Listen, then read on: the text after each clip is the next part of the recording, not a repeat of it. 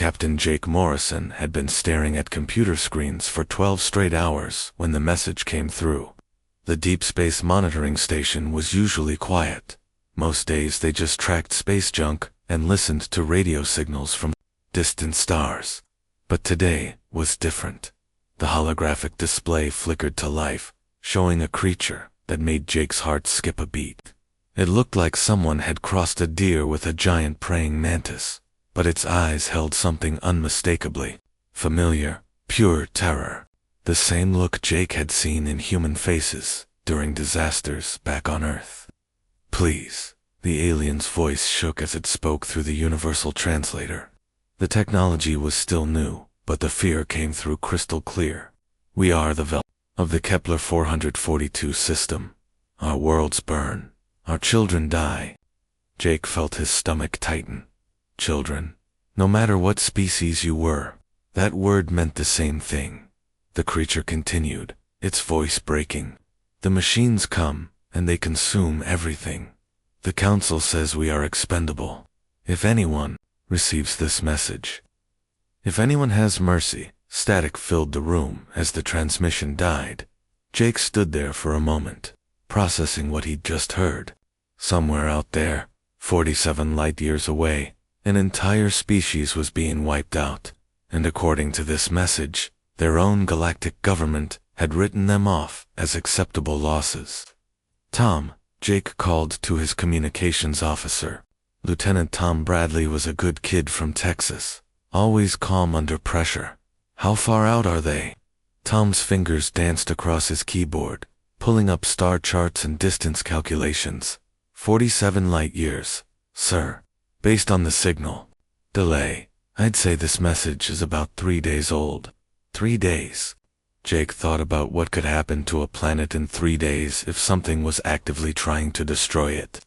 He'd seen the aftermath of natural disasters on Earth, hurricanes, earthquakes, wildfires. But this sounded like something worse, something deliberate. "Lisa," he turned to his tactical officer. Commander Lisa Hayes was tough as nails, a former Marine who'd transitioned to space operations when the program started. "How fast can we get a fleet there?"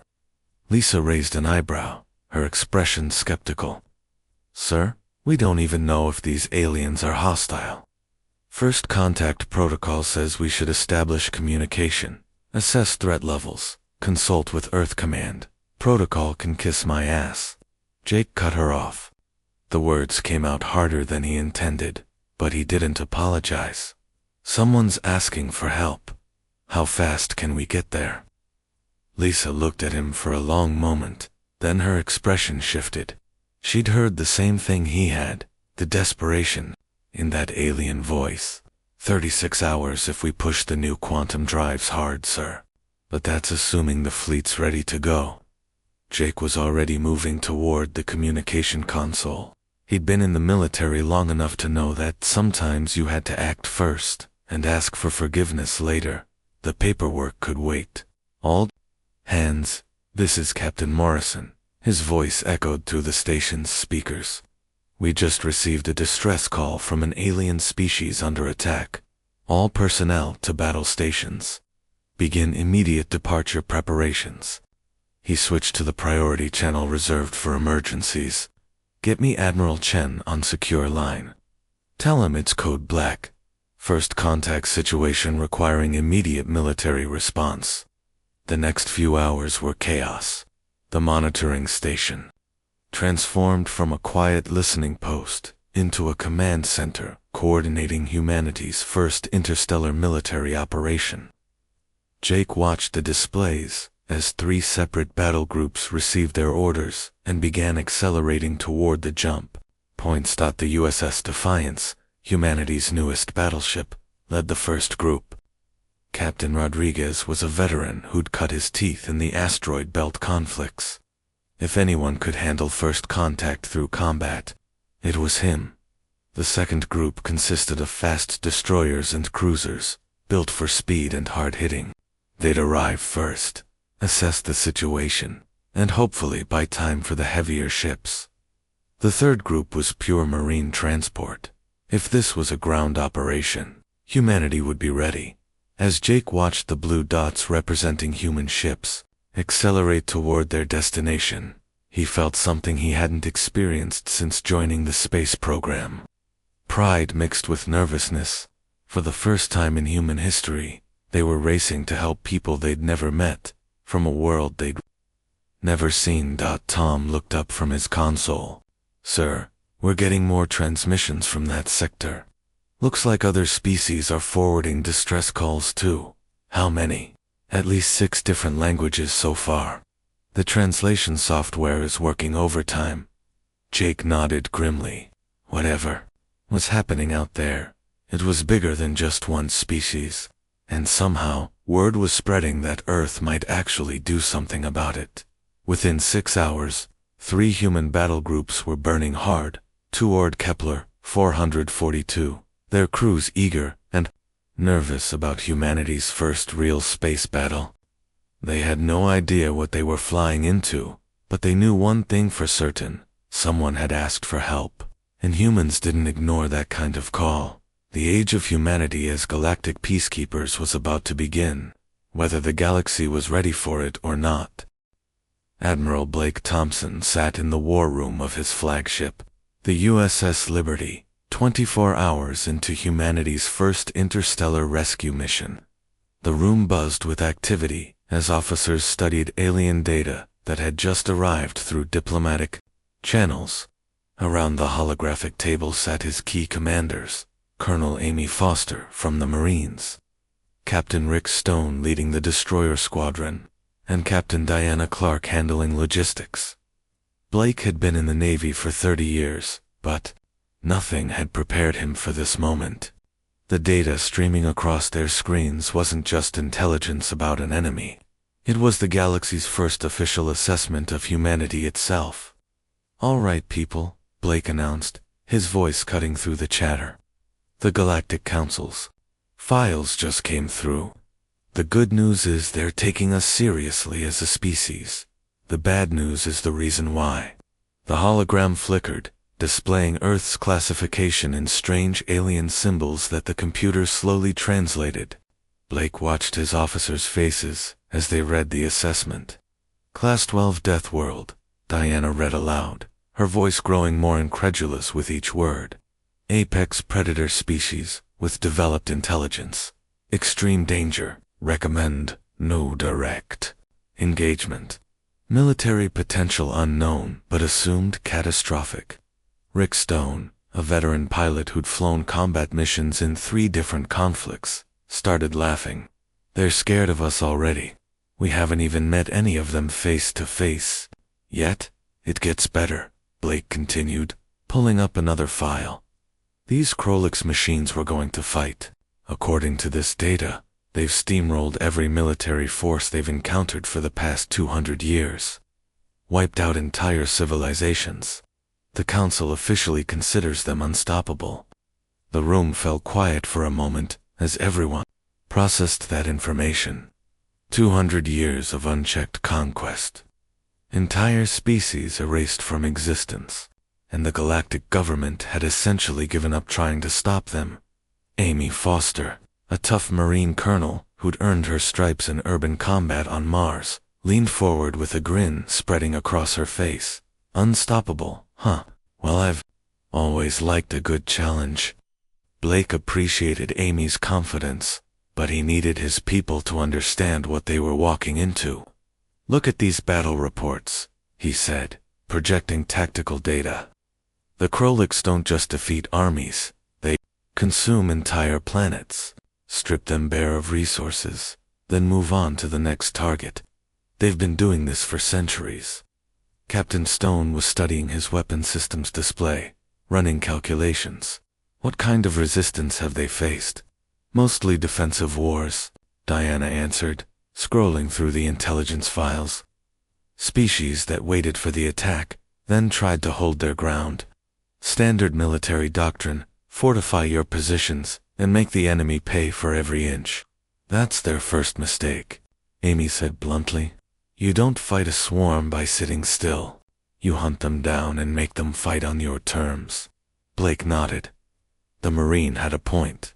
Everything they were reading suggested that galactic warfare was a genteel affair, formal declarations, established rules of engagement, battles fought at predetermined locations, very civilized, very predictable, very different from how humans approached conflict. "There's something else," Blake said, pulling up the final piece of intelligence. "The Veltar sent us their coordinates, despite direct warnings from the Council. Apparently, the Council told them that contacting us would only make their situation worse." "Worse? How?" Rick asked. "The Council's exact words were that humans would either be their salvation or just another way to die faster," Blake replied. "They figured we'd either save them or conquer them ourselves." The room erupted in angry mutters. The idea that humans would attack desperate refugees was insulting, but Blake understood the aliens' logic. From their perspective, any species capable of surviving on a Class 12 death world would naturally be violent and territorial. "So what's our play here, Admiral?" Amy asked. Blake looked around the room at his officers. These were good people, professionals who'd volunteered to travel farther from Earth than any human in history, all to help people they'd never met. The galaxy might consider them dangerous predators, but Blake knew better. "Our play is simple," he said. "We show them what humans are really like when someone asks for help, not as conquerors or predators, but as protectors." Rick was still reading through the tactical assessments. "Says here, the Krolix use overwhelming numbers and superior technology. They've never lost a major engagement. Then they've never fought." "Anyone who grew up on Earth," Amy replied. "Every human alive is descended from survivors. Our whole planet tried to kill us for millions of years, and we're still here." Diana pulled up logistics reports. "We're outnumbered at least 1,000. 2-1, maybe more. Supply lines are going to be a nightmare at this distance from home." "Good thing we packed heavy," Blake said with a smile. "And remember, we're not trying to occupy territory or establish permanent bases. We're going hunting." The fleet continued its burn toward alien space, pushing the quantum drives harder than they'd ever been tested. Behind them, Earth was just another star in the darkness. Ahead lay the unknown, a galaxy full of species that had never encountered anything like humanity. In the files of the Galactic Council, Earth remained classified as a potential threat, but the Veltar had made their choice. They'd rather face unknown predators from a death world than certain extinction from machines. They were about to learn the difference between a predator and a protector. And so was the rest of the galaxy. Captain Ben Rodriguez had been in combat before, but nothing prepared him for what he saw when the USS Olympia dropped out of hyperspace at the edge of the Kepler 442 system.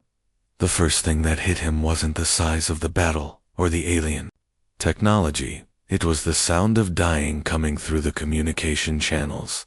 The Veltar City ship was massive, easily 10 times larger than any human vessel, but it was being torn apart piece by piece. Concentrated energy beams sliced through its hull like a hot knife through butter, and Ben could see tiny figures, the deer-like aliens who'd sent the distress call, being scattered into the vacuum of space. "Jesus Christ," his gunner, Petty, Officer Kate Johnson, whispered from her station. "That thing attacking them is huge." Ben stared at the mechanical monstrosity responsible for the destruction. It looked like someone had taken a giant spider, made it out of black metal, and then decided it wasn't scary enough, so they'd added more legs. The thing was easily the size of a skyscraper, with dozens of weapon ports glowing along its hull. "It's also ugly as sin," Ben replied, his combat instincts kicking in. "Kate, target that spider. All batteries, full spread." His executive officer, Commander Paul Mitchell, looked up from his communications console with concern. "Sir, shouldn't we try to establish communication first? Standard first contact protocol requires." Ben watched another section of the Veltar City ship explode, sending debris and bodies spinning into the darkness. He could see escape pods launching frantically, trying to get clear of the destruction. Some of them were making it. Most weren't. They can talk to our guns, Ben said grimly. Kate, fire everything we've got. The Olympia's railguns spoke first, sending tungsten slugs screaming across space at a significant fraction of light speed.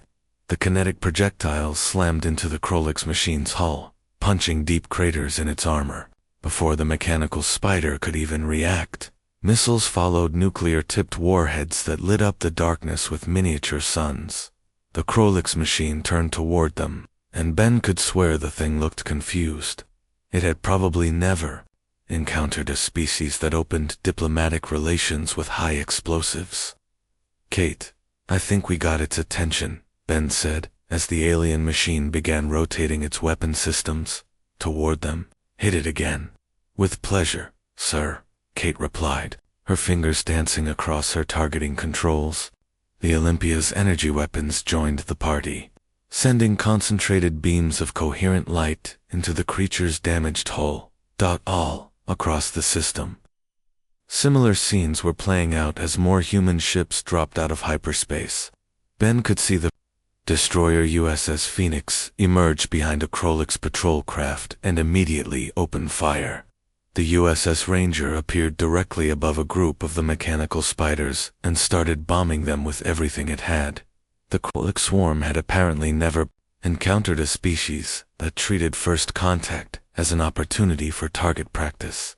Their formations, designed to intimidate and overwhelm civilized opponents, suddenly found themselves under attack from multiple directions by ships that seemed to have no concept of proper military etiquette.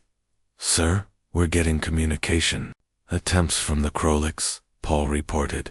They're trying to send us some kind of surrender demand. Tell them to surrender to this, Ben replied, as Kate launched another spread of missiles. The explosion lit up the mechanical spider from the inside, and pieces of it began breaking off and floating away. What followed was unlike any battle in recorded galactic history. The Krolix machines were used to fighting species that followed predictable patterns, defensive positions, organized formations, attempts at negotiation. Instead, they found themselves facing opponents who seemed to get more aggressive when damaged. Ben watched the USS Dakota take a direct hit that tore off half its hull, only to see it immediately ram the Krolix ship responsible. The captain had apparently decided that if his ship was going down, he was taking the enemy with him. These humans are insane, Ben heard over an intercepted Krolix communication channel. The universal translator was working overtime, but the meaning came through clearly. They attack without warning, ignore damage to their own vessels, and show no fear of destruction. That's because we're not afraid, Ben muttered, watching Kate line up another shot. We're pissed off. The battle lasted 3 hours. When it was over, the Krolix attack force had been completely destroyed, and the surviving Veltar City ships were broadcasting a single, confused message. Who are you? Ben opened the communication channel to the alien survivors. He could see their deer-like faces on the screen, still filled with terror, but now mixed with something that might have been hope. We're from a place called Earth, he said simply, and welcome to the neighborhood. The Veltar representative stared at him for a long moment. You ... You came because of our message. Someone asked for help, Ben replied. That's all we needed to hear. But the council said you were dangerous, that your species was classified as apex predators from a death world.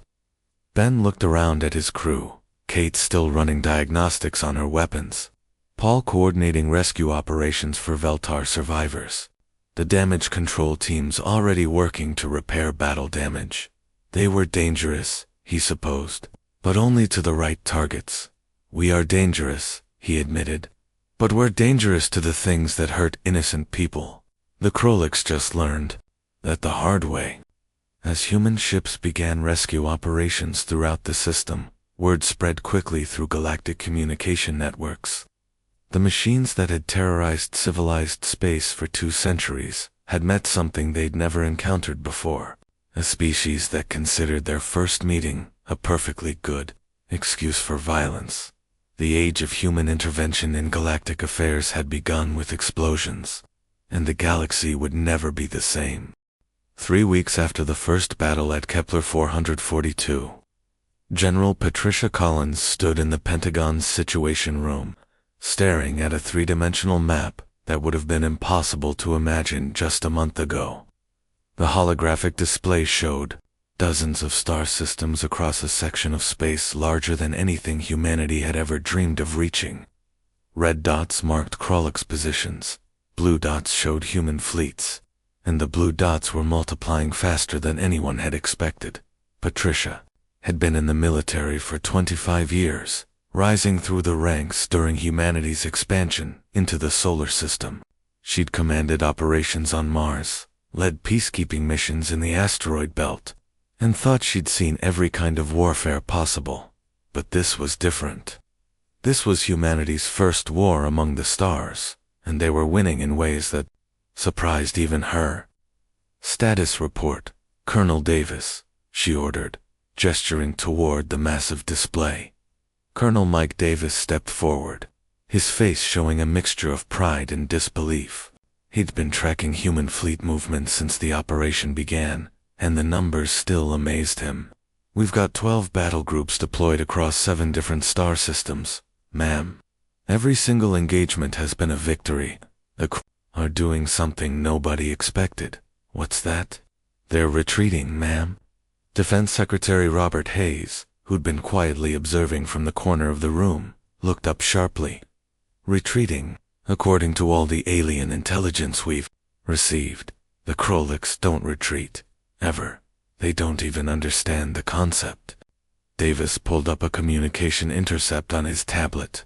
"They do now, sir. After the Battle of Kepler 186 last week, our intelligence teams intercepted several Krolok's transmissions.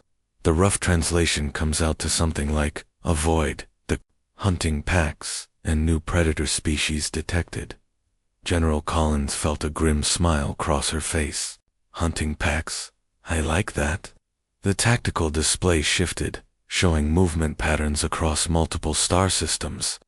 What Patricia saw there made her realize that something fundamental had changed in how humans approached warfare. The blue dots weren't just responding to distress calls anymore. They were actively tracking Krolok's movements, studying their patterns, predicting where the machines would strike next, and then arriving there first. "Ma'am?" Communications Officer, Lieutenant Jennifer Park, called from her station.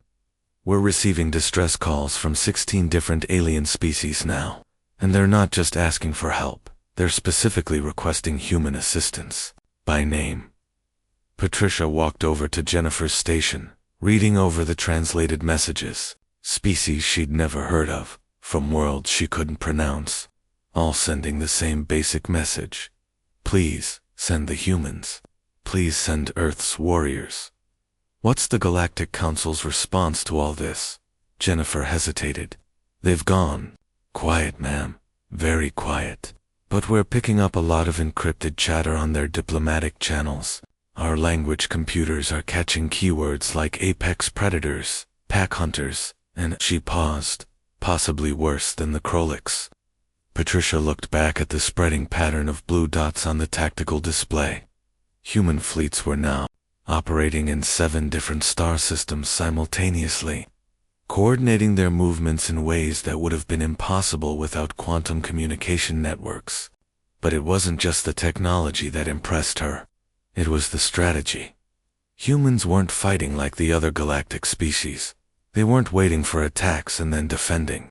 They were hunting, actively pursuing their prey across multiple star systems, forcing the Krolok's to react instead of act. "Good," she said finally. "Let them wonder what we're capable of. Mike, how long until we've tracked down their main fleet concentration?" Colonel Davis consulted his battle projections. "Admiral Thompson's task force thinks another 2 weeks, ma'am. He's been systematically eliminating their outlying forces and pushing the survivors toward the Vega system. Pushing them." Secretary Hayes repeated slowly, and Patricia could hear the concern in his voice. "Colonel, are you telling me that Admiral Thompson is herding these machines like cattle?" Yes, sir. That's exactly what he's doing. Every time a Krolix force tries to break out in a different direction, we have ships waiting for them. We're forcing them to concentrate their remaining forces in one location. Hayes was quiet for a long moment, studying the tactical display. General Collins, are we sure we're the good guys here? Because this level of strategic coordination, this kind of systematic hunting behavior, it's starting to sound less like a rescue operation and more like an extermination campaign. Patricia watched another red dot disappear from the display as a human fleet engaged and destroyed a Krolix scouting force near the Tau Ceti system. She understood Hayes' concern.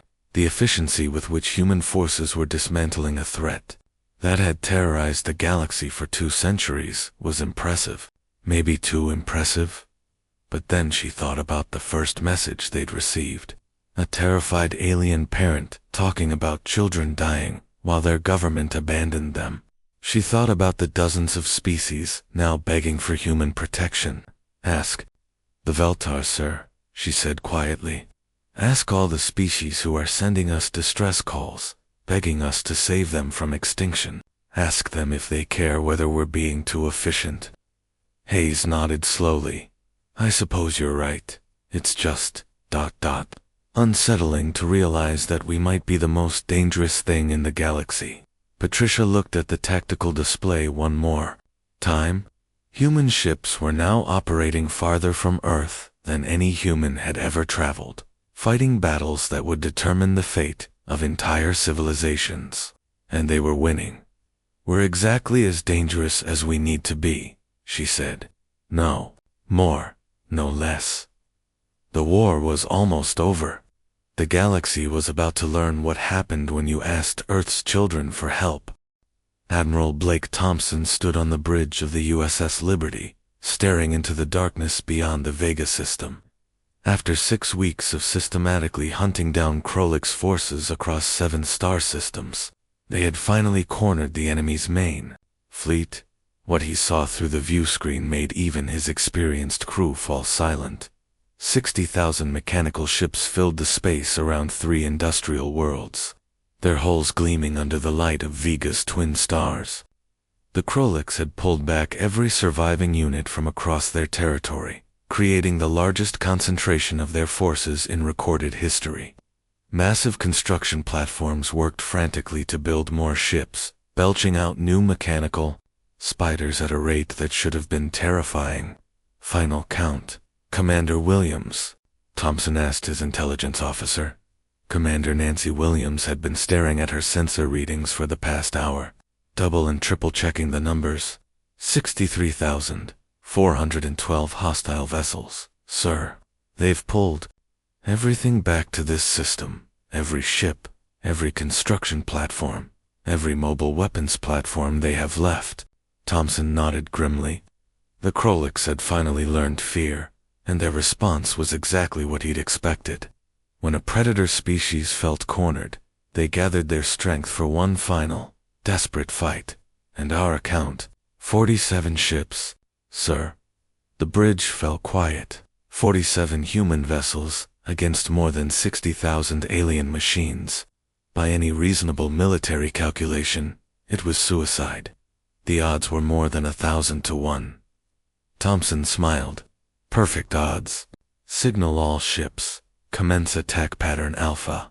Let's finish this. What happened next would be studied in military academies across the galaxy for centuries to come. The human fleet didn't approach cautiously or attempt to negotiate. They didn't form defensive formations or try to pick off enemy ships from a safe distance.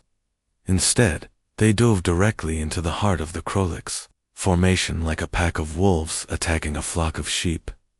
The machines had been expecting another grinding battle of attrition, the kind of methodical warfare that had served them well for 200 years of conquest.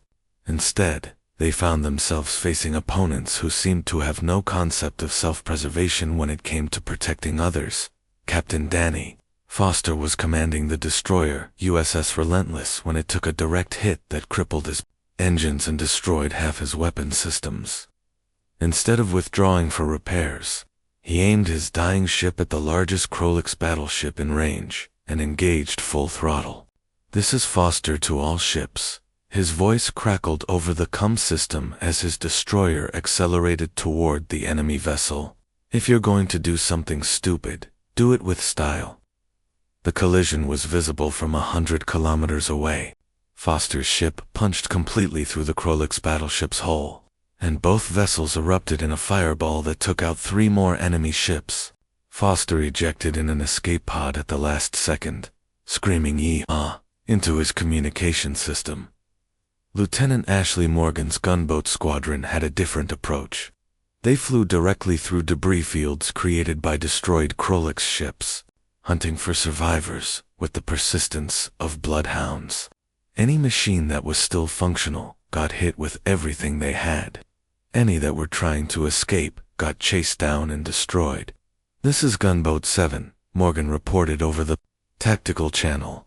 "I've got a damaged spider trying to run for the outer system. Permission to pursue." "Granted," came the response from Fleet Command. "No survivors, no retreats." The battle lasted 14 hours. When the fighting finally ended, the Vega system belonged to humanity, and the Krolix swarm had become nothing more than an entry in the history books. 63,000 alien ships had been reduced to drifting wreckage and expanding clouds of debris. Human casualties were surprisingly light: 12 ships destroyed, 8 more severely damaged, but most crews had managed to escape in life pods before their vessels were lost.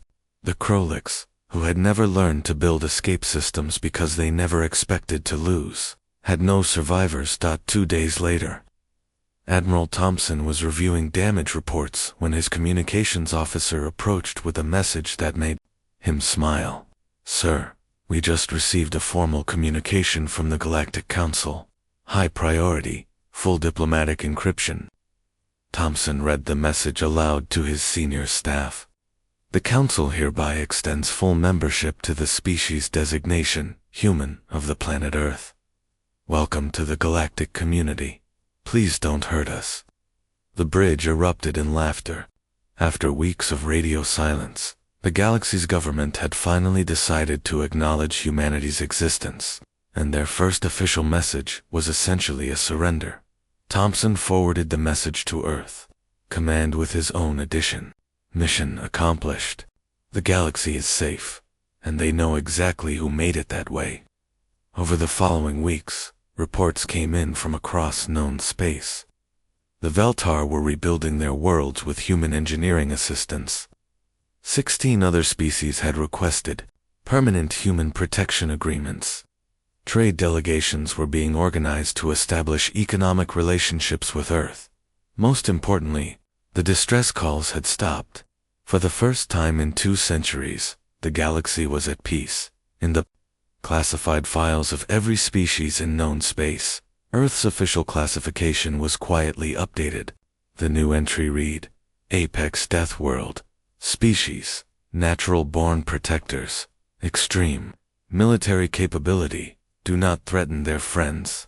The age of human guardianship over the galaxy had begun, and everyone involved understood the rules perfectly. Hurt innocent people, and Earth's children would come for you. Ask for help, and they would move mountains to provide it. The galaxy had never been safer.